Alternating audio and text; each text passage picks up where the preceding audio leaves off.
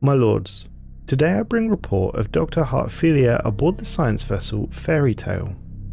Dr. Heartfilia details discovering faint traces of weapon radiation indicative of a military spacecraft in the Gossip system. She was ordered to investigate and report all findings. The Doctor and her crew discovered a badly damaged military vessel bearing elaborate alien insignia of an unknown design. The ship appears to have suffered a heavy incendiary attack which has melted through its hull, leaving no survivors aboard. No weapons known to us can produce temperatures high enough to cause such an effect, not even the mighty arc emitters fitted on our newest battleships. Dr. Heartfilia and her team boarded the vessel and attempted to access the ship's logs. An analysis of the ship's logs revealed that the crew met its demise when trying to retrieve an irreplaceable alien artifact referred to as the Rubricator. It was stolen from their society by something they described as a pack of thieving rats. A curious choice of words, for they themselves are most rat-like in appearance. The logs are mainly comprised of curses willing the rat robbers to perish in several graphic and detailed ways. The Doctor has counted upwards of 50 individual words for defecation, as well as a wide selection of places from which a star's light cannot escape. More importantly, Dr. Heartfilia has discovered the last known location of the Rubricator, a previously uncharted system, and has set course to investigate further and hopefully acquire the treasure for ourselves. At the coordinates for the Rubricator's last known location, designated the Zyga system, the Doctor and her team have discovered a habitable planet with what they believe may be some form of settlement covering a large portion of the planet's surface. The settlement consists of tall, pile-like structures, visible all the way from space. Clearly, this is a relic world, very old and with luck full of mystery and treasure. The Doctor has set up a dig site and is eager to discover the world's secrets. Dr. Heartfilia reports that the planet's settlements contain mostly toppled buildings, crashed spaceships, general lumps of metal junk, and trinkets, all burnt to a crisp. She suggests that this indicates that the former inhabitants of Zygar 3 fled their homes in the midst of losing a battle against a superior foe. The presence of bodies bearing foreign military insignia suggests it may have been infighting between clans of rats native to different homeworlds. It would seem their evacuation efforts were impeded by their unwillingness to abandon their treasured trinkets, and apparently many lost their lives scrambling to save completely mundane items.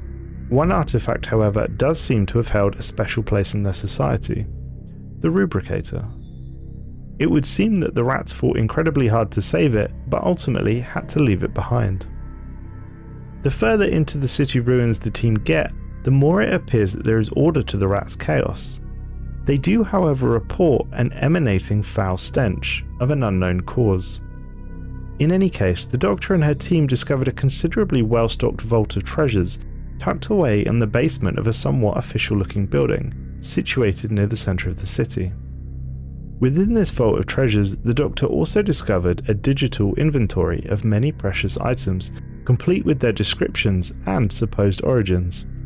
Dr. Heartfilia reports that the notes made by these rats on the items are indeed gross misinterpretations of their intended use, and highly unhelpful references on where they were found.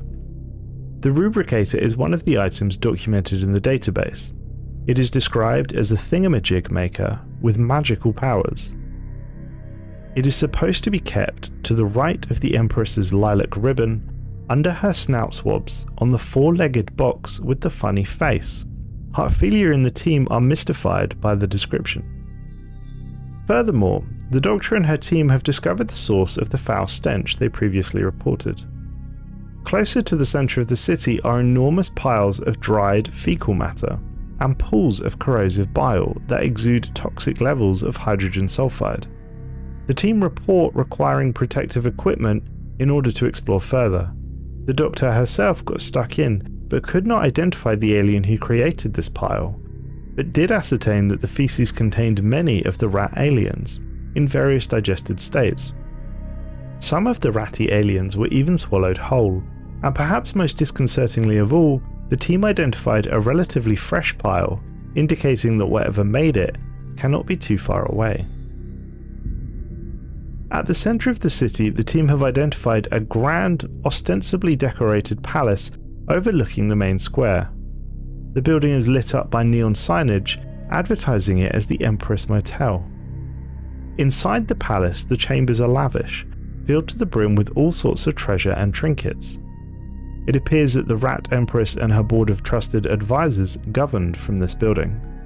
It is also where the Hoarders made their last stand, defending the Empress and her precious Rubricator. The team delved deeper inside, hoping that the Rubricator is still in situ, on its documented spot by the Empress's lilac ribbon. Dr. Hartfilia and her team searched the palace extensively, and to their great frustration came up short. That is, until an overtly clumsy member of the team, nicknamed Happy, tripped and fell into a half-rotten bookshelf, breaking it, but revealing a hidden chamber in the process. The chamber was cluttered with various valuable artifacts, and disturbingly, a pile of gnawed bones dripping in a substantial amount of fresh slobber. However, under a royal nose swab on a four-legged table with the carving of a funny-looking face sat the Rubricator, maker of thingamajigs, right where it was supposed to be according to the database's description. It was a rather small cube with the largest button on top that when pressed caused the device to spurt out a stream of artifacts. It would appear that the Rubricator is in fact a replication device, an ingenious alien invention that can make endless copies of just about any artifact. The device scans an object on one side and shoots it out on the other at the tap of a button. A truly magnificent find. Dr. Hartfilia and her team returned back to the shuttle with the device in order to return to their ship in orbit and bring the device back to Earth for further study. As the Doctor and her team hiked back to their shuttle, a snarling, hissing fiend slithered out from one of the larger buildings, possibly an old giant stadium. The creature was huge, easily as big as a Hercules-class Titan. It had a giant gaping maw, and its face was adorned with multiple eyes. The creature was borne aloft by giant winged appendages. It seemed to be a cross between a mythical dragon and some sort of fish. It had no legs, but two great talons akin to an eagle. The creature drifted towards the group, its great wings rippling in the planet's atmosphere. Hartfilia and the team dropped their gear, including the Rubricator, and ran for cover. The creature ignored them, and with a delicacy that seemed impossible, snatched up the Rubricator device. With a hiss that given further time perhaps could have been translated into a language, it turned upwards and headed for orbit. Dr. Hartfilia pinged a warning to her ship, who quickly relayed a distress call out of system in the hope that one of our military fleets was close enough to come and engage this beast of the void. Fortunately, Strike Force Tally, commanded by Admiral Natsu Dragneel, was only 2 short hyperspace jumps away. The fleet was returning from the front lines, having been embroiled in ongoing conflict with the Praetorian Scourge. A number of ships within the fleet were badly damaged. Dragneel ordered that they continued on to the shipyards on Alpha Centauri, while the rest of his battle group, 8 Goliath-class battleships, 4 heavy cruisers, an assortment of escort corvettes, frigates and destroyers, and finally Dragneel's flagship, a Hercules-class Titan, changed course to intercept the Dragon from the void. It was perhaps one of the universe's great coincidences that Strike Force Tally had been returning from fighting the Scourge, but their ships had been equipped with armor-busting tachyon lancers, neutron launchers, and an array of plasma weaponry, perfect for fighting this shieldless Void Dragon. Strike Force Tally entered the system to find the Void Dragon, codenamed Shard, closing in on Hartfilia's fleeing science vessel, the Fairy Tale. The battle group closed at maximum speed, dark matter thrusters burning with a purple glow. The Dragon quickly came into range. The Peridition beam on Dragneel's Titan spat a thick yellow beam of energy towards Shard, who twisted most unnaturally, managing to avoid the blast. The battle group's escorts closed range on the beast, swarming it, peppering it with autocannon and plasma bolts as the frigates attempted bombing runs while avoiding the beast's multiple appendages swiping them out of space. Shard mostly ignored the smaller ships, simply using its appendages to swipe them away as a wildebeest swats at flies.